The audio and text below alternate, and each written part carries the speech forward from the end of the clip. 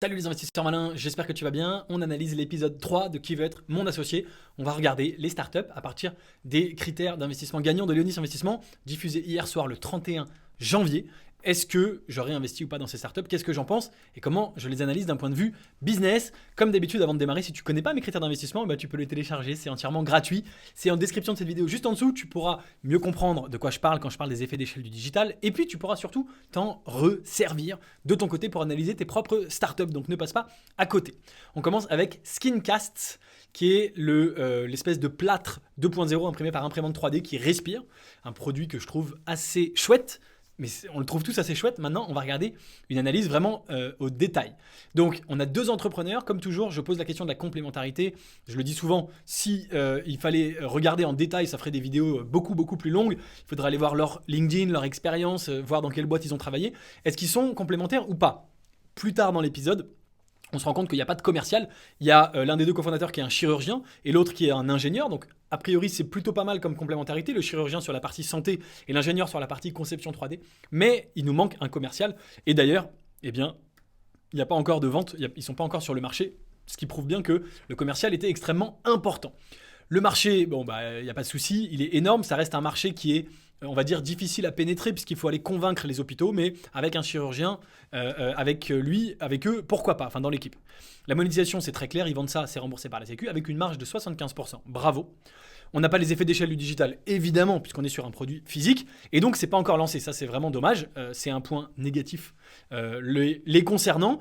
Pour l'avantage injuste, je me suis vraiment interrogé, c'était en début d'émission et ils ne se sont pas étendus très longtemps sur le sujet.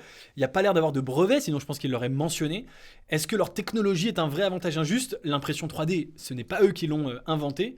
On voit que Kelly, c'est pas mal, j'ai fait un truc, voilà, tout le monde est caché, hop, sauf Kelly. On va alterner, allez, on va mettre Anthony et Stéphanie pour changer. Donc, étonnant qu'il n'y ait pas d'avantage ici, qu'il n'y ait pas de techno propre, en tout cas ils n'en parlent vraiment pas. J'ai trouvé ça surprenant, j'ai mis que c'était en orange, a priori quelqu'un d'autre qui aurait l'idée pourrait faire pareil. On a quand même appris après, je crois que c'était d'ailleurs Anthony qui regardait ça sur son téléphone, on a appris après qu'il y avait quand même plusieurs concurrents. Une valorisation à 1,5 million que je trouve un peu cher car c'est pas encore lancé. Finalement ils obtiennent un deal avec Anthony Bourbon et Marc Simoncini et Tony Parker, et les trois, j'avais oublié Tony, sur une valo de 1 million, donc effectivement un petit peu plus faible. On enchaîne avec le guide ultime que peut-être beaucoup connaissaient déjà, ils ont l'air d'être très connus. J'en avais vaguement entendu parler. Deux entrepreneurs, quelle est leur complémentarité? Donc là, pareil, ça n'a pas été abordé. Alors, je connaissais moi Victor par les réseaux sociaux et donc je sais que lui, il apporte quelque chose. C'est vraiment la partie viralité, contenu. Sa cofondatrice, dont malheureusement j'ai oublié le prénom, qu'apporte-t-elle? Est-ce qu'elle apporte autre chose? Probablement, si elle apporte exactement la même chose, c'est pas complémentaire, donc il faudrait aller creuser là-dessus. Mais au moins ils sont deux. Le marché, évidemment, il est important, il n'y a pas de souci. La monétisation, 2 € par mois, c'est un peu léger, mais heureusement, il y a les marques qui payent. Ça leur permet de gagner des beaucoup plus grosses sommes. C'est du 100% marge. C'est du 100% online, donc là-dessus, voilà, c'est rare, mais il faut le souligner. Avec une très bonne traction, 1 milliard de vues, 1 million d'euros de chiffre d'affaires en 2 ans, ou en moins de 2 ans, je crois qu'ils ont dit. Et donc, avec une accélération, ils ont donné le détail, l'année 2021 et 2022, 400 000, et l'année 2023, à date, ils étaient à 600 000 ou quelque chose comme ça, ou 700 000, donc une vraie augmentation. Ils ont un vrai avantage injuste, si toi et moi demain on veut créer le guide ultime, c'est qu'ils ont leur communauté de plus de 2 millions de personnes, et ça c'est énormément de travail à répliquer. Ils lèvent à une valo de 4 millions, ce qui est un peu cher vu leurs revenus, mais tu valorises pas que les revenus, j'ai toujours dit que tu valorises aussi l'avantage injuste, notamment s'il y a des brevets et une technologie, et ici tu valorises l'avantage injuste, à savoir la communauté. Donc c'est 4 millions pour 2 millions d'abonnés, c'est que 2 € par abonné, ce qui n'est pas grand-chose si tu comptes comme ça. Ils obtiennent un deal avec Jean-Pierre Nadir et Tony Parker à une valo à 2,1 millions, donc valo divisé quasiment par deux, enfin divisé complètement par deux, qui est quand même avantageuse pour les investisseurs, mais qui reste, je trouve, pas déconnant pour nos deux entrepreneurs. Donc le guide ultime, je me suis fait la remarque hier soir devant la télé, c'est que des critères verts. C'est quand même assez rare dans cette émission, notamment parce qu'il y a beaucoup de produits physiques, bien sûr. Mais là, il n'y a que des critères verts. Donc, j'aurais vraisemblablement investi dans cette boîte, même si je n'investis bien sûr que dans les startups de la Silicon Valley. Si tu veux investir avec moi, évidemment, tu peux rejoindre le club Léonis. Le lien est dans la description. Bâti Garantie, un deal intéressant, effectivement, avec une entrepreneuse assez incroyable.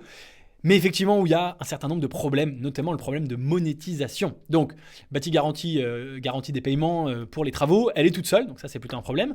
Il y a un marché énorme, ok, qu'il faut aller trouver, mais il y a un marché énorme. La monétisation. Donc j'ai mis oui mais non, c'est-à-dire qu'effectivement, il y a une monétisation. On ne peut pas lui dire qu'il n'y en a pas et mettre un critère rouge, mais 120 € pas assez cher. Je l'ai écrit instantanément quand elle l'a dit, et puis évidemment, tout le monde lui est entre guillemets tombé dessus pour dire la même chose, mais à juste titre, parce que franchement, avec 120 €, tu peux vraiment pas t'en sortir. Vraiment dommage parce qu'il y a de l'idée. C'est du 100% match, c'est du 100% digital. Donc là aussi, ça aurait pu tout à fait me convenir dans mes critères. Hein. Ces critères-là, d'habitude, on a le plus de mal. Ici, il n'y a pas de traction. Trentaine d'artisans, je crois qu'elle a dit 50 transactions. Donc c'est vraiment trop petit. Ça veut dire qu'elle a fait 50 fois 120 €, si j'arrive à le faire. Donc elle a fait 6 000 € de chiffre d'affaires. Évidemment, c'est tout petit.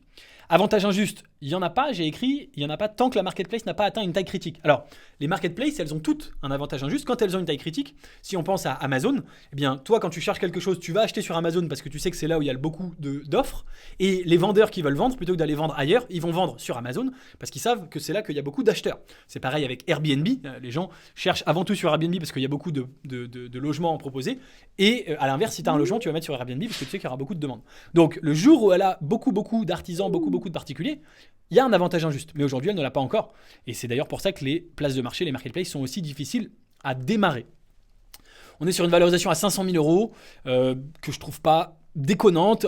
On pourrait éventuellement dire qu'elle est un petit peu élevée étant donné les revenus. 50 transactions, 6K € de CA. On pourrait dire que c'est un peu élevé vu le chiffre d'affaires, mais comme on est sur un business digital, je trouve pas forcément ça hyper élevé, mais elle repart malheureusement sans deal. Elle était d'ailleurs très triste, c'était un moment effectivement assez touchant de l'émission. À voir ce qu'elle en fait, ce qui ne nous tue pas nous rend plus fort, et j'ai hâte de voir la suite. Elle avait l'air, passé le moment de la déception, elle avait l'air très motivée et ça fait plaisir à voir. On a ensuite Knap, les chariots connectés pour faire ses courses. Moi j'ai pas trop aimé au global, parce que je trouve que ça sert pas à grand chose, mais peu importe si on aime ou si on n'aime pas, ce qui compte c'est de faire une analyse froide, une analyse vraiment indépendante de toutes les émotions, une analyse business. Donc il y a deux entrepreneurs, sont-ils complémentaires ? Je crois que oui, puisque il y a un développeur qui était celui à droite qui était le plus mal à l'aise, le pauvre, et un non-développeur. Donc je crois qu'ils sont complémentaires, mais à nouveau c'est toujours à confirmer. Alors marché. J'ai mis bof parce que, bon, il y a un marché énorme, c'est-à-dire que, bah oui, bien sûr, les caddies, il y en a plein et tout le monde fait ses courses et utilise ses caddies, sauf les gens d'ailleurs qui se font livrer leurs courses. Bon, mais il y a quand même beaucoup de gens qui font encore leurs courses et ça va continuer, bon, très bien. Mais il faut aller convaincre les enseignes de changer. Or, c'est cher et ça marche quand même bien comme ça, les courses. Et donc, il y a un marché, mais ça fait partie de ce qu'on appelle des produits, des business où il faut éduquer son marché. Il faut vraiment expliquer pourquoi c'est mieux. Et donc, expliquer pourquoi c'est mieux, eh bien, c'est pas toujours facile. Donc, c'est oui mais c'est non en même temps. C'est pour ça que j'ai mis orange entre les deux, j'ai mis un peu bof sur le marché. La monétisation, c'est nickel. Ils ne vendent pas, ils font du leasing. Et donc pour la marge, j'ai dit que c'était bon parce que c'était du leasing. Alors pourquoi je parle de ça ? C'est les business à abonnement. Imaginons que le chariot coûte, on va dire, 1 000 €, j'en sais rien. Et que le leasing, c'est 100 € par mois. Eh bien, finalement, je crois que d'ailleurs, c'est ça qu'ils ont dit, à peu près 100 € par mois. Eh bien, les 10 premiers mois, tu perds de l'argent jusqu'à avoir recoupé tes 1 000 €. Mais au bout de 24 mois, au bout de 36 mois, au bout de 48 mois, etc., tout le reste, c'est 100% de la marge à 100%. Et donc, tu as simplement les 10 premiers mois où tu es, on va dire, en perte. Mais comme ça va, a priori, rester longtemps, a priori, ils ne vont pas changer de chariot tous les 4 matins, eh bien, tu peux finalement gagner de l'argent avec une très bonne marge. Donc, a priori, sur la marge et sur le business model, j'ai pas de problème avec ça. On n'a pas d'effet d'échelle du digital, bien sûr, puisque chaque chariot connecté vendu, même si c'est que la tablette, il faut la produire avec des matières premières. Il faut l'envoyer, il faut l'expédier, il faut l'entretenir. Donc, on n'a pas les effets d'échelle du digital. On a uniquement les effets d'échelle industriels s'il arrive à une grosse quantité de production, avec 30K de MRR. Alors, hier soir, je mets rouge. En me relisant, je me dis, 30K de MRR, c'est pas zéro. Donc, c'est pas une giga explosion pour une boîte qui a, je crois, 7 ans. Mais non, on peut pas laisser rouge. Voilà, j'avais mis rouge, c'est trop sévère. On met orange. C'est quand même, c'est même orange clair. C'est pas mal. Enfin, franchement, je veux dire, c'est pas des millions, mais c'est pas du tout zéro. Donc orange, ça me paraît très mérité. Un bon orange. Les avantages injustes, c'est leur technologie bien sûr, même si n'importe qui peut mettre un scanner de code barre et un écran. Mais ils ont une IA Et Eric Larchevêque l'a testé sur la fraude. L'IA, elle est entraînée, elle reconnaît qu'il y a un produit caché derrière l'autre. Ça, c'est un vrai avantage injuste. Ils ont une vraie techno, meilleure que les autres. Donc, il y a un avantage injuste. Ça nous fait une valo à 7 millions, que je trouve évidemment beaucoup trop cher. Et donc, non, pour la valo, c'est trop cher. Ils obtiennent un deal avec Anthony Bourbon pour une valo à 3,5 millions. Que même cette valo-là, je la trouve finalement assez chère. Même cette valo à 3,5 millions, pour une boîte qui galère autant, voilà, je trouve qu'ils ont fait, les entrepreneurs, une bonne affaire et Anthony Bourbon peut-être une moins bonne affaire. Ce n'est que mon avis, mais je trouve ça un peu cher. Voilà, pour Knap, on enchaîne. Il nous reste, il nous en reste encore plein. Il nous reste Maison Attelée. Maison Attelée, c'est cette entrepreneuse assez sympathique qui crée des poids pour les bras, pour les jambes qu'on attache comme ça, mais haut de gamme ou moyen de gamme plus, comme elle le dit. Donc elle est toute seule. Forcément, du coup, là-dessus, critère négatif. Avec un marché, à nouveau, j'ai mis moyen. Il y a des gens qui utilisent ça, mais c'est pas non plus tout le monde. Il faut éventuellement aller convaincre les hôtels de mettre ça dans leur salle de sport. Il y a plein de salles de sport. Moi, ça m'arrive de fréquenter des hôtels et des salles de sport d'hôtels quand je voyage. Pas tout le temps, mais ça m'arrive. Et il y a en général simplement les espèces d'haltères de base, mais maintenant d'aller les convaincre de mettre un autre type de produit. Donc voilà, il y a un marché, mais il n'est pas facilement accessible non plus. Donc bof. Monétisation, c'est OK, elle vend ça. Avec une marge de 70% en B2C, mais très faible en B2B, je crois que c'est dans les 20-30%. Et ça, c'est un gros problème parce qu'elle a dit que le B2C représentait 70% l'année dernière, mais que cette année, c'était plus que 60%. Donc en fait, le B2C diminue et le B2B augmente, ce qui est normal. D'ailleurs, les investisseurs lui ont dit, tu devrais aller voir les hôtels, etc. Donc faire plus, effectivement, de B2B, de business to business, et donc d'aller plus vers l'endroit où la marge est mauvaise. Donc ça, c'est un gros problème. Ils ont aussi proposé à l'entrepreneuse d'augmenter ses prix, ce qui pourrait résoudre ce problème, mais aujourd'hui, si elle va plus vers le B2B sans augmenter ses prix, on va aller sur une marge qui n'est pas bonne.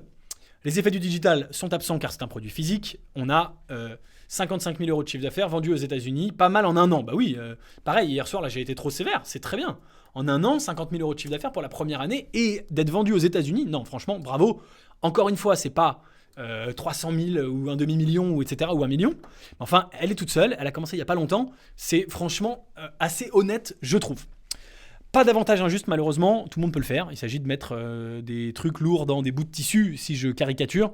Donc, ça, c'est dommage. Voilà, tout le monde peut le faire. Bon, il faut créer une marque Maison Attelée. Si demain, ça devient une espèce de brand, de marque vraiment connue, au même titre que Nike, mais sans aller jusque-là, au même titre qu'une marque de sport connue, bon, pourquoi pas, mais aujourd'hui, elle n'en est pas là, elle démarre, donc, a priori, tout le monde peut le faire. Bon.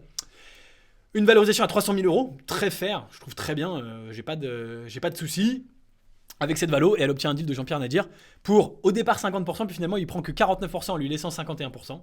Un beau deal, mérité, vu ce qu'elle fait, et bon, il y a du potentiel, à mon avis, on va voir, mais pourquoi pas, en tout cas, intéressant. Il y avait pas mal de choses en rouge, mais je sais pas, ça m'a parlé.